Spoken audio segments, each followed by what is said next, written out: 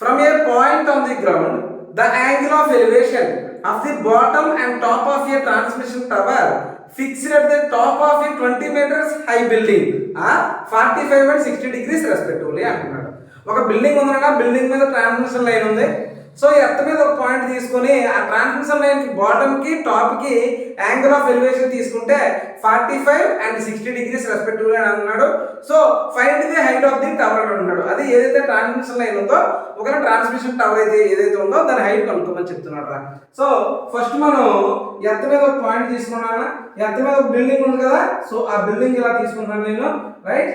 So ఈ building height ఎంత అన్నాడు, 20 మీటర్స్ అన్నాడు. దీని మీద ఒక ట్రాన్స్మిషన్ లైన్ ఎలా ఉందన్నా, ఈ పాయింట్ దగ్గర నుంచి ఎర్త్ మీద ఒక పాయింట్ దగ్గర నుంచి ట్రాన్స్మిషన్ లైన్ బాటమ్ కి, ఈ ట్రాన్స్మిషన్ లైన్ టాప్ కి యాంగిల్ ఆఫ్ ఎలివేషన్ తీసుకున్నాడు. ఎలాగా 45 డిగ్రీస్ అండ్ 60 డిగ్రీస్ అని చెప్పేసి తీసుకున్నాడు అనమాట. మనం ఏమడుగుతున్నాడు height of the transmission line అని అడుగుతున్నాడు అన్న, హెచ్. సో మనకి ఇది తెలిస్తే ఆటోమేటిక్ ఇది మనకు తెలిసిపోతుంది, మనం సాల్వ్ చేసుకుందాం. సో ఫస్ట్ నేను 45 డిగ్రీస్ ఉన్న ట్రయాంగిల్ ని solve చేస్తానన్నా.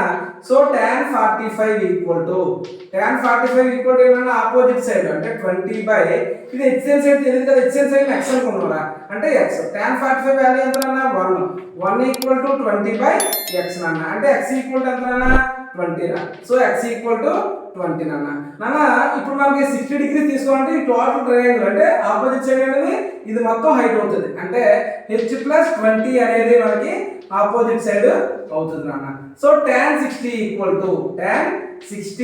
Equal to opposite side అంటే h plus 20 by HN side అంటే x ఈక్వల్ టు ఎంత 20 కదా, ఎస్ సార్. tan 60 వాల్యూ ఎంత అన్న √3 equal to h plus 20 by 20 నాన్న. ఈ 20 ని బయట తీసుకొచ్చిరా. So 20√3 equal to h plus 20 నాన్న. సో h ఈక్వల్ టు ఈ ప్లస్ 20 ని బయట తీసుకొస్తే -20 అంటే 20√3 మైనస్ 20 నాన్న. సో 20 కామన్ తీసారంటే √3 మైనస్ 1 అన్న. So height of the transmission tower ఎంత అన్న 20 × √3 మైనస్ 1. ఓకేనా?